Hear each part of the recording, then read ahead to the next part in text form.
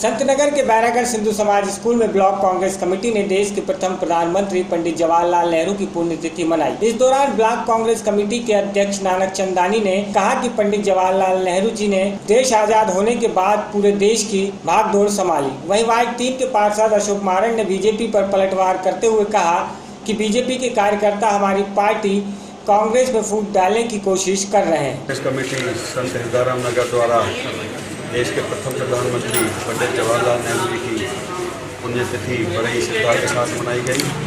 जैसा कि हम सभी जानते हैं, 15 अगस्त 1947 को हमारा देश आज़ाद हुआ और उस देश की बागडोर हमारे प्रधानमंत्री संभाली। उस समय देश की स्थिति बहुत विकट परिस्थितियों में थी। भाई भाई का दुश्मन था, सरेआम कत्लेआम हो रहे थे, लेकिन उनकी सूझबूझ की वजह से पहले तो उनको संभाला। इस देश में उस समय सुई भी नहीं बनती थी, लेकिन पंडित जवाहरलाल नेहरू, इंदिरा गांधी, राजीव गांधी की एक सोच थी। जिस देश में सुई नहीं बनती थी उस देश को हमने चांद और मंगल पर पहुंचा दिया। लाखों किलोमीटर रेलवे लाइनें बिछा दी, हजारों की लाखों किलोमीटर सड़कें बना दी और आज एक एक गरीब महिला के हाथ में मोबाइल है। यह संचार क्रांति भी कांग्रेस की देन है। लेकिन जिस प्रकार से कुछ विपक्षी पार्टियां लोगों को गुमराह कर रही है कि कांग्रेस ने कुछ नहीं किया, मैं तो उनसे ये पूछना चाहता हूँ, जिस प्लान में आज भी आप लोग घूम रहे हो, बताओ क्या आप लोगों ने वो प्लान भी आप लोगों ने निर्माण किया है? तो लोगों को गुमराह करने की जो राजनीति चल रही है, जिस प्रकार से एक कल 3 साल पूरे हुए तो जश्न मनाया जा रहा है। देश के 2000 करोड़ रुपये खर्च किए जा रहे हैं गरीबों के। अरे 3 साल पूरे हुए तो हुए, उसमें क्यों कौन सी बड़ी बात है? आपकी उपलब्धियां हैं वो आप मीडिया के बताओ, लेकिन 2000 करोड़ रुपये जश्नों में खर्च कर रहे हो। तो ये आज हम में और उनमें भड़का है। तो आज कांग्रेस ने इस बात का संकल्प लिया है कि हम जो उपलब्धियाँ की है वो जनता को बताएंगे और जो वर्तमान में सत्ता पक्ष है जिस प्रकार से लोगों को गुमराह कर रहा है उससे भी लोगों को सजग कराएंगे। जब भी कोई आयोजन करते हैं तो समस्त कांग्रेसियों को सूचना मिल जाती है। हम कांग्रेस के वो सिपाही हैं, जिसे हल्की भी सूचना होती तो वो उस कार्यक्रम में मौजूद हो जाते हैं। और ये तो भारतीय जनता पार्टी का दुष्प्रचार है जो हमारे कार्यकर्ताओं में फूट डालने की नीति अपना रहा है। कांग्रेस पहले भी संगठित है, आज भी है, वो देश आज़ाद जब कराया तब भी संगठित है। एक लौते पार्षद आप है कांग्रेस के, लेकिन किन्हीं कार्यक्रमों में आप ही दिखाई नहीं देते, क्या कारण रहता है? ऐसा कोई कार्यक्रम कभी हुआ? बैरागढ़ से संजय नापे यानी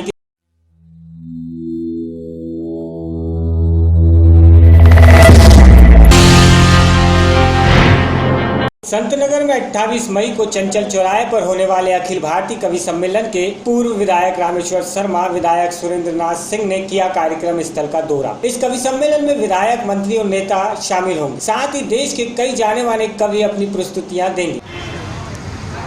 वीर सावरकर की जयंती के उपलक्ष्य में हम ये कवि सम्मेलन हड़ताल करते हैं। इस बार भी संतनगर चंचल चौराहे पर इसका आरम्भ हो रहा है। हमारे 8:30 बजे इस कार्यक्रम का हम शुभारम्भ करेंगे और हमारे इसमें अतिथि आदरणीय विधायक जी श्री रामेश्वर शर्मा जी, भारतीय जनता पार्टी के जिला आदरणीय सुरेंद्र सिंह जी रहेंगे।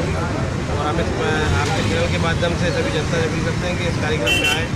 देशभक्ति से ओतप्रोत इस कार्यक्रम में देश के बारे में, वीर शहीदों के बारे में और देश की स्थिति क्या है इसके बारे में आप लोग आए और अपने जीवन में इससे प्रेरणा लें। वीर सावरकर जी ने इस देश के लिए बहुत बलिदान दिए, बहुत समय दिया, दो जन्म के आजीवन कारावास की सजा भुगती। ऐसे वीर शहीदों को अगर हम याद रखेंगे आज की युवा पीढ़ी कुछ ना कुछ सीखेगी और युवा पीढ़ी अपने जीवन में कुछ ना कुछ उनके जो जीवन है उससे आत्मसात करेगी। यही हमारी इसकी मंशा है। भाई साहब कहाँ से कभी आ रहा है?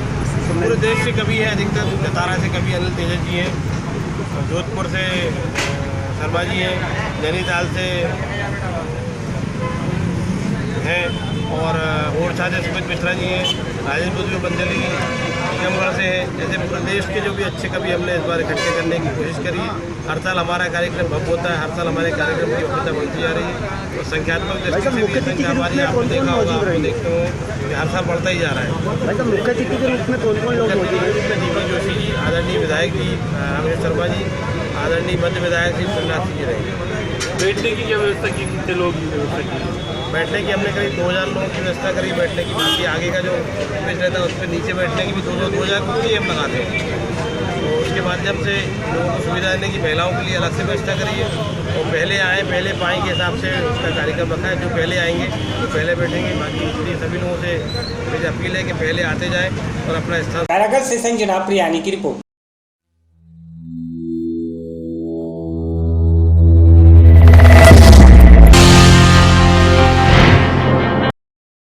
कलेक्टर धार ने जुलाई माह में संभावित जलभराव की स्थिति से निपटने के लिए अस्थायी कैंप बनाने के लिए सरकारी जमीन की संचित करना नक्शा बनाकर प्लॉट का चिन्हित करने के निर्देश दिए हैं। विधायक मोहन ने पूर्व में नहीं जाने वाले डूब प्रभावित ग्रामीणों से चर्चा कर उनकी मांग व आवश्यकता को बिंदुवार समझा और उन बिंदुओं के निराकरण के लिए आवश्यक व अपने प्रयासों से मुख्यमंत्री से 40,000 रुपये आवास किराया, 20,000 रुपये खाद्यान्न स्वीकृत व प्रधानमंत्री आवास योजना में शामिल किए जाने की जानकारी दी। साथ ही ग्रामवासियों को विस्थापित का दर्द को समझकर उसे आग्रह किया है कि विस्थापितों को समझें व 15 जून तक अस्थायी कैंप व पुनर्वास में मकान बनाने की शुरुआत करें। घर बनाने में लगने वाली रेत और पानी की व्यवस्था में सहयोग के लिए कलेक्टर महोदय द्वारा आश्वासित किया गया है। से ये भारत सरकार और सुप्रीम कोर्ट के निर्देश अनुसार मध्य प्रदेश सरकार डूब प्रभावित लोगों को 2 महीने के भीतर खाली करने के निर्देश दिए हैं और इसीलिए हमारे संवेदनशील मुख्यमंत्री माननीय शिवराज सिंह चौहान जी ने गंभीरता व्यक्त करते हुए हमारे साथ माननीय कलेक्टर धार के शुक्ला जी, एसपी वीरेंद्र कुमार जी और हम सब लोग और कल भी कमिश्नर इंदौर ईसरपुर में आएंगे और पुनर्वास स्थल की जितनी भी कमियां हैं उसको पूरा करेंगे और जैसे कि उनकी विद्युत की पानी की जो आवश्यकता है उन आवश्यकताओं की पूर्ति करने के लिए आज ये इस तरह की विजिट की जा रही है और गंभीरता से हर बिंदु पर इस विषय को लेकर के सब लोगों से 1-to-1 चर्चा हो रही है और उसको हम गंभीरता से लेते हुए पुनर्वसाहट के लोगों को मुआवजा वगैरह में जो दिक्कतें आई है वो माननीय मुख्यमंत्री जी को अवगत करा के उसको पूरा किया जाए। जैसे जुलाई तक का समय बता रहे हैं, इतने कम समय में पुनर्स्थापन होना एक मुश्किल बात है, पर उसके लिए शासन क्या व्यवस्था करेगा? उसके लिए मध्य प्रदेश सरकार ने हमारे शिवराज सिंह चौहान जी ने अभी हाल ही में 2 दिन पूर्व में पूरे नर्मदा डूब प्रभावित लोगों से प्रत्यक्ष उन्होंने संवाद किया है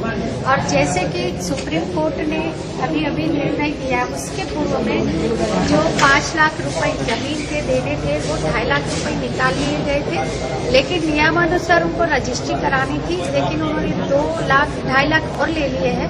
तो 5 लाख लेने के बाद तुरंत बाद ही सुप्रीम कोर्ट के 60 लाख का पैकेज आया।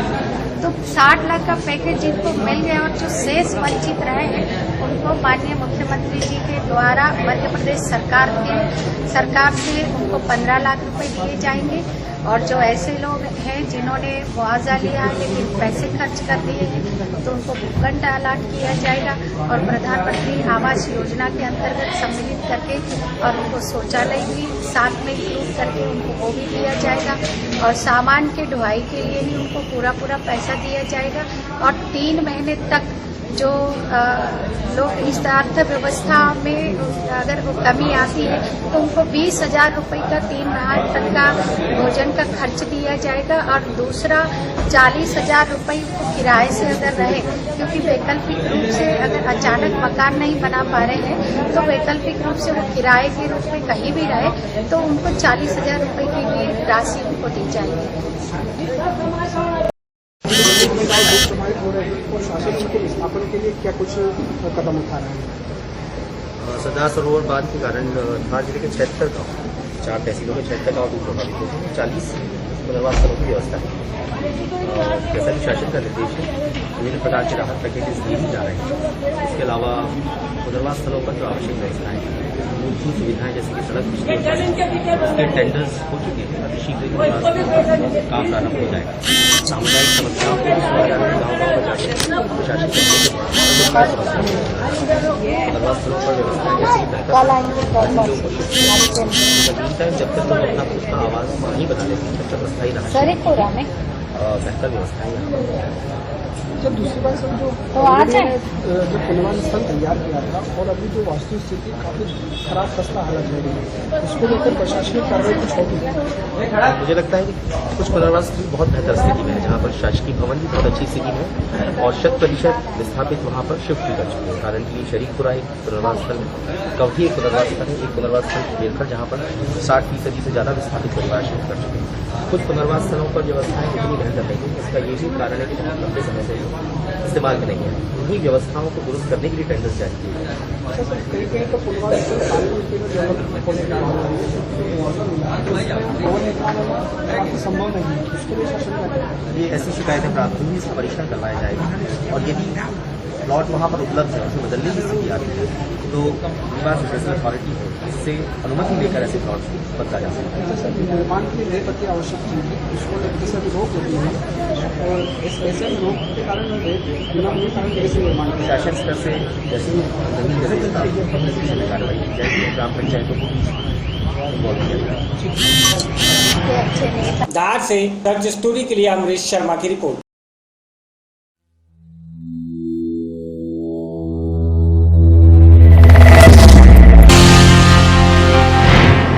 योगी सरकार के प्रभारी मंत्री नंद गोपाल ने आज जिला अधिकारियों के साथ समीक्षा बैठक की। समीक्षा बैठक में 31 बिंदुओं पर मंत्री ने अधिकारियों से चर्चा की। वहीं दूसरी तरफ प्रभारी मंत्री की समीक्षा बैठक को कुछ अधिकारियों और कर्मचारियों ने सोकर मीटिंग का मजा उठाया। आप विजुअल में देख सकते हैं कि किस तरह से अधिकारी सो रहे हैं। इतना ही नहीं, एक अधिकारी तो कुर्सी पर अपनी टांग रख कर सो रहे हैं। जब अधिकारियों को ही प्रभारी मंत्री की बैठक की परवाह नहीं तो जिले का विकास कैसे होगा? और ऐसे लगभग 31 बिंदु हैं। हम धन्यवाद देना चाहते हैं माननीय मुख्यमंत्री जी को। इनकी सोच है कि काम जमीन पर दिखे। पिछली सरकारों में अभी यहाँ बैठा आदमी अखबार पढ़ा तो उसको लग रहा है मेट्रो रेल चल रही है, जबकि अभी मेट्रो का काम चल रहा है। समाधान दिवस, तहसील दिवस का जो उद्देश्य है कि संपूर्ण समाधान हो जाए, व्यक्ति एप्लीकेशन लेके दौड़ता रहता है, गोल गोल घूमता रहता है, साल 2 साल 5 साल ऐसे घूमता रहता है।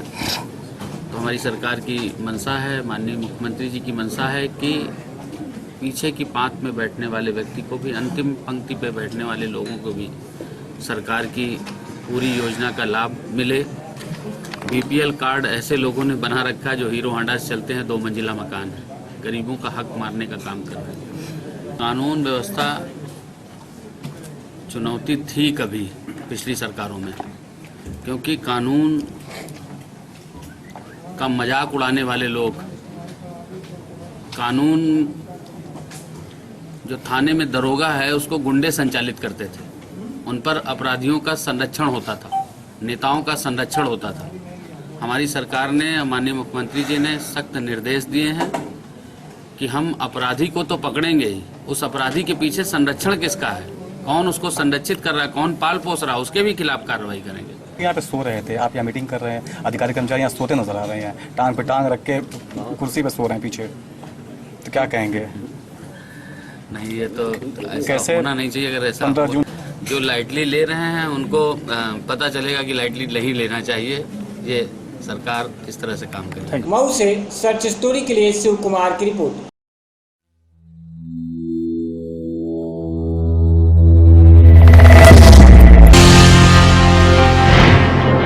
मऊ जिले के कोपगंज थाना क्षेत्र में एक पत्रकार को नशेड़ी दरोगा सहित दर्जन भर सिपाहियों ने जमकर पीटा, जिससे पत्रकार गंभीर रूप से घायल हो गया। इस मामले में पुलिस अधीक्षक भी अपने विभाग के ऊपर कार्रवाई करने में कतरा रहे हैं। ऐसे में जब चैनलों ने खबर को प्रमुखता से दिखाया तो उत्तर प्रदेश के प्रभारी मंत्री नंद गोपाल नंदी मऊ जिला अस्पताल में घायल पत्रकार को देखने पहुंचे और जिले के पत्रकारों ने प्रभारी मंत्री को ज्ञापन सौंपा। दोषी पुलिसकर्मियों के खिलाफ कार्रवाई करने की मांग की है। वहीं मंत्री ने दोषी पुलिसकर्मियों के खिलाफ कार्रवाई करने का आश्वासन भी दिया। रखिए, हमारी सरकार और अभी विधानसभा सत्र के अंतिम दिन और आप तमाम जगह माननीय मुख्यमंत्री जी को सुनते होंगे, उनका सख्त निर्देश है अधिकारियों को कि कोई भी कानून अपने हाथ में नहीं लेगा, कोई भी गुंडागर्दी नहीं करेगा। चाहे वो कितना बड़ा अपराधी हो, चाहे कितना बड़ा अधिकारी हो। बिल्कुल। अगर वो कानून को हाथ में लेगा तो वो कितनी भी बड़ी पहुंच वाला हो, कितना भी बड़ा अधिकारी हो, उसके खिलाफ सख्त कार्रवाई हो। ये घटना निंदनीय है, आपने दिया है। मैं इस पर अभी मीटिंग लेने जा रहा हूँ, मीटिंग में भी चर्चा करूँगा और आप एकदम विश्वास रखिए जो कठोरतम कार्रवाई हो सकती है वो कार्रवाई। मऊ से सर्च स्टोरी के लिए शिव कुमार की रिपोर्ट।